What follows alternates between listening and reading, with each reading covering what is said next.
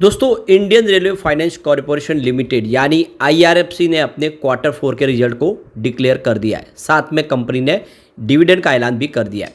Result इस बार काफ़ी अच्छा रहा है। पिछले रिजल्ट के मुकाबले इस बार बेहतर प्रदर्शन किया है। रेवेन्यू में थोड़ी सी कमी जरूर है, लेकिन प्रॉफिट में ज़बरदस्त वृद्धि देखने को मिल रही है।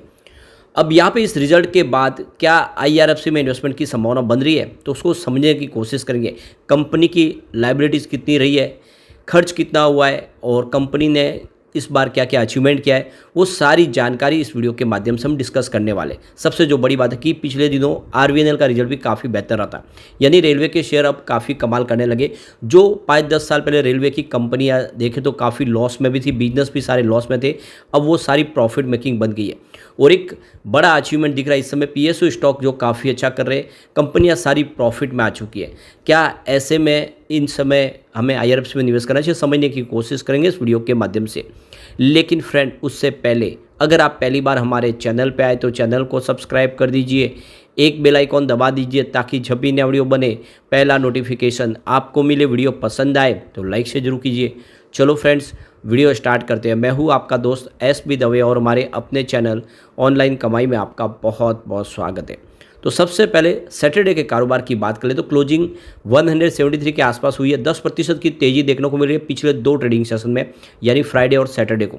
सैटरडे को स्पेशल ट्रेडिंग हुई थी, जिसमें आप देख सकते हो कि डिजास्टर को मैनेज किया जा रहा है कि किसी तरह से कोई प्रॉब्लम आ जाती है मार्केट पे तो किस तरह से बाजार को दूसरे प्लेटफॉर्म पे शिफ्ट कर लिया जाए, अचानक आने वाली प्रॉब्लम से बचा जाए, लोगों को नुकसान हो उसकी जानकारी, और उसके लिए ये कोशिश की जा रही है। अब यहाँ पे रिजल्ट हमारे सामने क्वार्टर 4 का आ चुका है। सबसे जो बड़ी बात है कि कंपनी ने यहाँ पे पर शेयर 70 पैसे का डिविडेंड का ऐलान भी कर दिया है। तो यहाँ पे देख सकते हो कि 10 रुपये फेस वैल्यू है शेयर की, और यहाँ पे देख सकते हो कि अब कंपनी डिविडेंड देने जा रही है।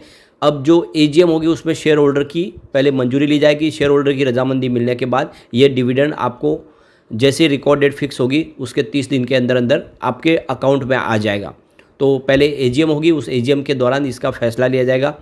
और आप देखिए फाइनेंशियल 2023-24 के लिए टोटल जो डिविडेंड अगर आप देखें तो इससे पहले 1.50 पर शेयर के हिसाब से डिविडेंड दिया है, तो काफ़ी अच्छा डिविडेंड कंपनी दे रही है। इसके अलावा एक बड़ा फैसला और किया गया है। अब कंपनी यहाँ पे फंड रेज करेगी अपने बिजनेस को आगे बढ़ाने के लिए, तो मार्केट से बोरोइंग करेगी।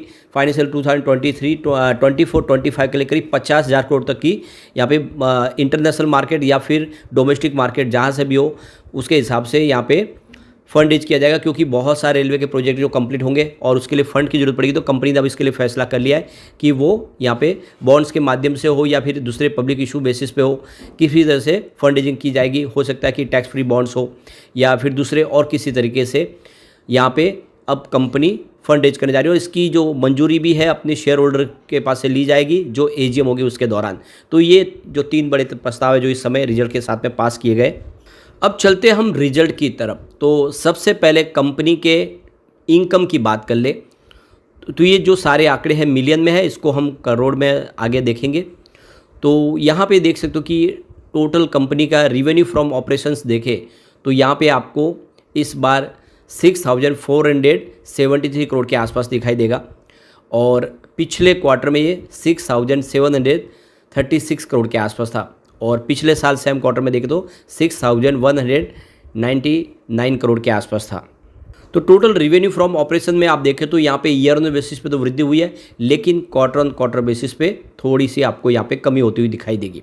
अब टोटल इनकम की बात कर ले तो यहाँ पे इस बार 6,477 करोड़ के आसपास रहा है कंपनी की टोटल इनकम। पिछले साल सेम क्वार्टर में ये 6,230 करोड़ के आसपास थी, यानी ईयर ऑन बेसिस पे देखें तो इस बार आपको इनकम है जो बढ़ती हुई दिखाई देगी, ये क्लियरली समझ में आ रहा है। पिछले क्वार्टर की बात करें यानी क्वार्टर 3 की, तो जो इनकम थी वो 6,740 करोड़ के आसपास थी। तो पिछले क्वार्टर के मुकाबले इस बार टोटल इनकम थोड़ी सी कम हुई है। तो क्वार्टर ऑन क्वार्टर बेसिस पे इनकम में कमी आई है, लेकिन ईयर ऑन बेसिस पे इनकम बढ़ती हुई दिखाई देगी। अब कंपनी के टोटल एक्सपेंसेस की बात करें इस बार 4,760 करोड़ के आसपास रहा है।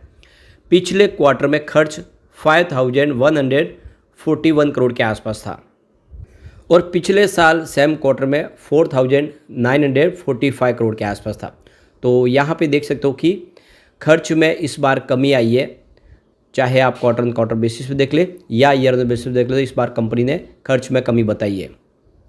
अब कंपनी के नेट प्रॉफिट की बात करें तो इस बार 1717 करोड़ के आसपास प्रॉफिट रही है।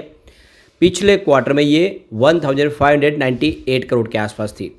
तो यहाँ पे क्लियरली देख सकते हो कि क्वार्टर ऑन क्वार्टर बेसिस पे प्रॉफिट बढ़ी है। और पिछले साल सेम क्वार्टर की बात करें तो 1285 करोड़ के आसपास थी कंपनी की टोटल प्रॉफिट।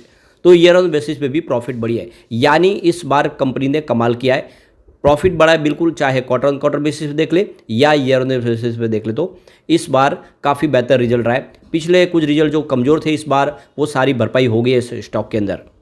कंपनी के टोटल एसेट की बात करें तो इस बार 4,07,290 करोड़ के आसपास रहे और पिछले क्वार्टर में 4,07,561 करोड़ के आसपास थी टोटल एसेट। और बात करें अगर पिछले साल सेम क्वार्टर की तो 4,32,190 करोड़ के आसपास थी टोटल कंपनी के एसेट। तो इस बार देख सकते हो कि एसेट में वृद्धि हुई है ईयर ऑन बेसिस पे अच्छी खासी, लेकिन क्वार्टर ऑन क्वार्टर बेसिस पे थोड़ी सी कमी आई है। अब कंपनी के टोटल लायबिलिटीज़ की बात करें तो यहाँ पे देख सकते हो 4,03,590 करोड़ के आसपास रही है। पिछले क्वार्टर में 4,04,567 करोड़ के आसपास थी और पिछले साल सेम क्वार्टर में 8,098 करोड़ के आसपास थी। तो कुल मिला के देख सकते हो कि यहाँ पे इस बार लायबिलिटीज देख सकते हो कि बड़ी है। क्वार्टर ऑन क्वार्टर बेसिस पे तो कम हुई है, लेकिन ईयर ऑन बेसिस पे लायबिलिटीज आपको बढ़ती हुई देख देगी। तो अच्छी बात यह है कि पिछले क्वार्टर के मुकाबले कंपनी की लायबिलिटीज कम हुई है। अब यहाँ पे अगर आपको रिजल्ट को अच्छे से समझना है तो आप देख सकते हो कि रिवेन्यू जो मार्च 2023 में 6,273 करोड़ के आसपास था, इस बार वो 6,477 करोड़ के आसपास पहुंचा है। तो ईयर ऑन बेसिस पे रिवेन्यू बढ़ा है, लेकिन क्वार्टर ऑन क्वार्टर बेसिस पे कम हुआ है, क्योंकि पिछले क्वार्टर में अगर आप देखें तो ये 6,745 करोड़ के आसपास था। तो क्लियरली आप समझ सकते हो कि क्वार्टर ऑन क्वार्टर बेसिस पे थोड़ा सा रिवेन्यू कम जरूर हुआ है। और ये परिपाटी पिछली बार भी देखी थी हमने, क्योंकि सितंबर के मुकाबले दिसंबर में भी थोड़ा सा रिवेन्यू कम हुआ था और इस बार भी हुआ है, यानी पिछले 2 क्वार्टर से रिवेन्यू थोड़ा सा आपको कम होता हुआ दिखाई देगा, लेकिन ईयर ऑन बेसिस पे अच्छा है। अब प्रॉफिट की बात करें तो मार्च 2023 में 1,328 करोड़ के आसपास प्रॉफिट था, जो इस बार बढ़ के 1,717 करोड़ तक पहुंच गया है। तो काफ़ी अच्छा बढ़ा ईयर ऑन बेसिस पे प्रॉफिट। और दिसंबर की बात करें तो 1,604 करोड़ के आसपास प्रॉफिट था, उस हिसाब से भी देखें तो प्रॉफिट काफ़ी अच्छा बढ़ा है। तो प्रॉफिट में अच्छी खासी वृद्धि हुई है, लेकिन एक तरह से देखें तो इसमें एक ठहराव सा है, कोई बड़े अप डाउन देखने को नहीं मिल रहे, परंतु काफ़ी अच्छा है। और अब देख लो कि डिविडेंड फिर से ऐलान कर दिया 70 पैसे का। और यहाँ पे देख लो कि इससे पहले 20/10/2023 में देखें तो 80 पैसे का डिविडेंड कंपनी ने दिया है, और इससे पहले 20/5/2023 में भी 70 पैसे का डिविडेंड का ऐलान किया था, और उससे पहले 31/10/2022 में 80 पैसे के डिविडेंड का ऐलान था, और 20/5/2022 में यहाँ पे 63 पैसे का डिविडेंड दिया कंपनी ने, और इससे पहले 20/10/2021 में 77 पैसे का कंपनी ने डिविडेंड दिया, और 2021 की बात करें तो 1.05 रुपीज़ का डिविडेंड दिया था। तो ये क्लियरली आप देख दो कि काफ़ी शानदार डिविडेंड कंपनी लगातार दे रही है। तो अभी तक का डिविडेंड लगभग देखें तो 5 रुपये से ऊपर ऑलरेडी हो चुका है। तो काफ़ी अच्छी ये खबर है, और आप देख सकते हो कि रिजल्ट बेहतर है और अच्छा खासा डिविडेंड भी कंपनी दे रही है। तो ऐसे में अब IRFC में तेज़ी की संभावना बनेगी आने वाले समय, और इससे बेहतर रिजल्ट की हम उम्मीद कर सकते हैं।